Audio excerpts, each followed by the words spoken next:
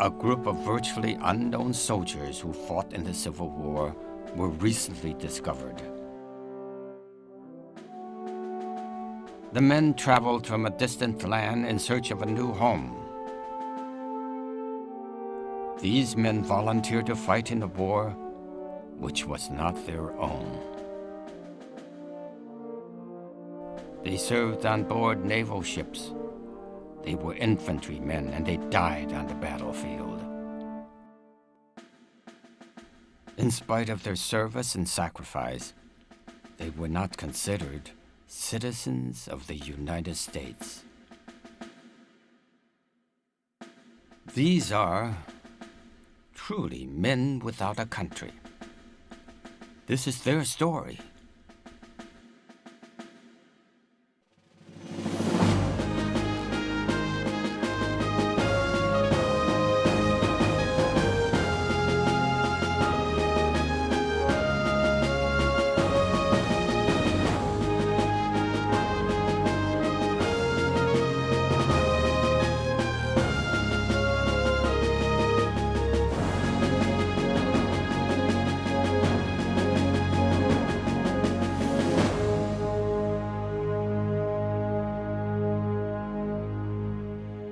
How many Chinese served? And my figure is 80 to 100. The number of Chinese who served in the Civil War may not seem like a large number, but it's actually quite significant if you look at the population of Chinese in the Northeast at that time period. When he was sailing across to the United States, the crew members gave him the nickname of Joe, so that is how he got his name Joseph.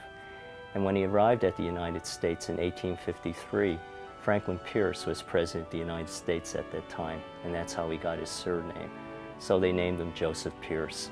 The fact that he was sold and brought to this country at the age of 10, and then at the age of 21, the fact that he cared enough about this country, his new country, that he would take the chance and go sign up for the service and serve in the Civil War for a country that wasn't even his.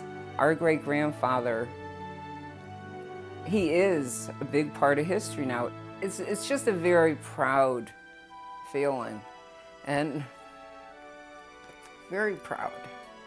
Among the Chinese who made their way to America during the devastation of China, brought on by the Taiping Rebellion, was Edward Day Kahota, then a young orphan. He was never legally adopted, but taken on really as a son and given the name, and I love this part. This is so wonderful, that he was named after the ship. The Battle of Cold Harbor in 1864 claimed the lives of over 8,000 men in a series of frontal assaults that occurred within an hour. Edward Day Kahota was among these brave men facing seemingly inevitable death. And it is here where events took place in his life that would carry with him forever. Private John Tomney of the 70th Regiment New York Excelsior Brigade is the only Chinese-American soldier documented to have been killed during the Civil War. John Tomney was one of the bravest soldiers in that bravest of brigades, the Excelsior. He had not been wounded up to Gettysburg, but in Friday's fight, he was struck by a shell, which tore off both legs and shortly bled to death.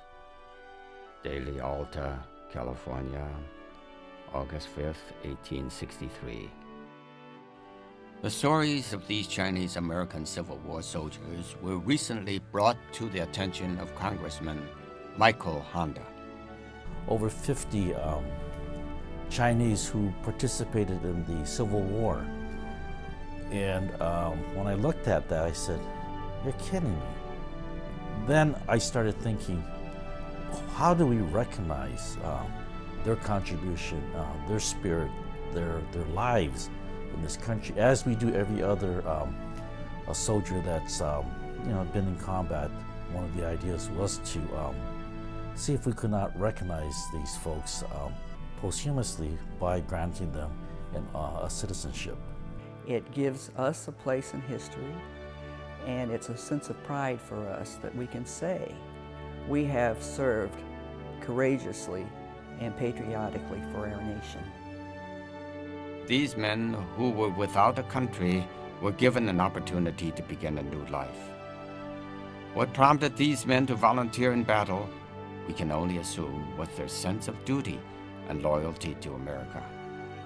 Despite many obstacles and lack of recognition for their military service, these Chinese men would remain loyal to America.